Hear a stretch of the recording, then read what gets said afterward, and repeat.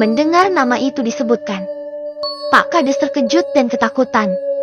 "Yuk Mas Syaif, kita langsung ke rumah Nenek Rumini, biar Nenek Rumini yang menjelaskan," ajak Pak Kades. Lagi-lagi Syaif dibuat heran. Tok, tok, tok. "Assalamualaikum Nenek Rum." "Oh Nenek Rum," panggil Pak Kades. "Waalaikumsalam Pak Kades," ucap Aisyah yang bukain pintu. "Nek Rumini ada di rumah enduk?" tanya Pak Kades. Sedangkan Syaif tak berkedip melihat kecantikan Aisyah. "Ada Pak, masuk. Masuk. Entar saya panggilkan Nenek dulu di dapur." "Nak Syaif, bagaimana kabarnya?" tanya Nenek Rumini yang seakan-akan tahu apa yang terjadi kepada Syaif. "Maksudnya bagaimana mana Nenek?" tanya Syaif yang bingung. "Apa semuanya berjalan lancar? Tidak ada kendala saat penelitian kan?" tanya Nenek Rumini memastikan. "Oh iya, saya cuman mau ngasih tahu sama Nak Syaif kalau sekarang tidak boleh mengunjungi sungai di sini apapun yang terjadi." Lagi-lagi Nenek Rumini memperingati Nak Syaif. "Iya Nenek, tapi kedatangan saya ke sini mau menanyakan tentang wanita yang bernama Putri Larasati," umpan Syaif yang sekalian memberikan berkas data yang ia bawa. "Putri Larasati? Dari mana kamu dapatkan nama ini Nak Syaif?" tanya Nenek Rumini heran. Saat Nenek Rumini membaca nama yang ada di berkas, belum juga Syaif menjawab pertanyaan Nenek Rumini, tiba-tiba aja Nenek Rum bilang, "Segera tinggalkan desa ini nak. Tinggalkan secepatnya," ucap Nenek Rumini yang khawatir keselamatan Syaif. Saat lagi tegang-tegangnya suasana, akhirnya Aisyah membawa 3 gelas kopi untuk mencairkan suasana. Nenek Rum menarik nafas lalu menceritakan, "Aku akan buka rahasia, tapi ingat, ini adalah pantangan di desa ini, kalian jangan pernah menyebut nama wanita itu lagi," ucap Nenek Rumini ragu. Kalau terus ia sembunyikan bakalan sangat bahaya bagi warga, terutama dengan Aisyah dan Syaif. "Asal-usul desa ini pun saya tahu sebenarnya. Hanya saja saya tidak mau mengenang masa lalu. Tetapi yang sangat amat disayangkan, saya tidak tahu tentang suami saya Kek Malik yang menyerang tempat kediaman wanita kerajaan itu. Entah apa sebab dan akibat Gunung Merapi ini sampai meletus dan longsor setelah peperangan Kek Malik bersama wanita itu. Dan sampai saat ini, jasad suami saya belum ditemukan. Pak Kades Nak Syaif," ucap Nenek Rumini yang sedih. "Asal-usul wanita itu Nenek tahu?" tanya Aisyah, yang tiba-tiba memecahkan keheningan. Tidak ada yang tahu asal-usul wanita itu, Aisyah. Sebelum desa ini ada, penunggu itu sudah berumur ratusan tahun, dan lebih parahnya lagi dari wanita itu, dia mempunyai guru. Disitulah kami merasa bingung dulu mau melawan atau mau ditindas. Wanita itu aja ilmunya luar biasa, apalagi gurunya kan gitu. Tetapi sama Kek Malik dulu sepadan ilmunya. Setelah perperangan itu desa ini aman selama 23 tahun. Tetapi banyak warga desa yang bilang, apakah terulang kembali kejadian 6 tahun silam, akibat petaka yang baru saja menimpa desa kita. Kejadian 6 tahun silam itu hanya peperangan kecil yang mengakibatkan longsor kecil, yang dimulai Pak Syobirin, dan peperangan itu sama jin bawahan wanita itu."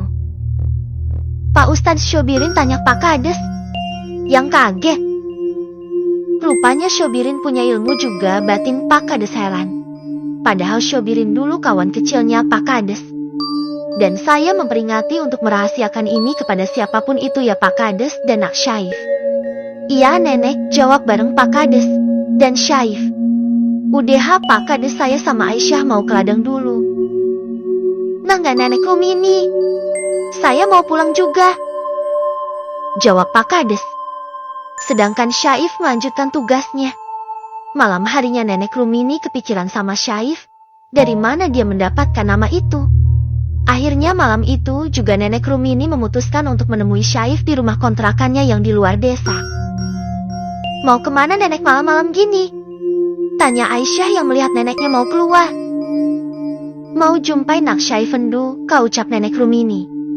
"Ikut Nenek," pinta Aisyah yang khawatir melihat Nenek Rumini keluar malam-malam. "Jangan enduk, bagus kamu di rumah aja, Nenek bakalan baik-baik saja kok," ujar Nenek Rumini. Gak butuh waktu lama Nenek Rum udah sampai di rumah kontrakannya Syaif. Assalamualaikum Tok, Tok, Nak Syaif. Panggil Nenek Rumini. Waalaikumsalam, bentah. Ucap Syaif. Nek Rum, ada apa malam-malam kemari? Masuk-masuk Nenek. Ucap Syaif. Nak Syaif dapat nama Putri Larasati dari mana? Tanya Nenek Rumini.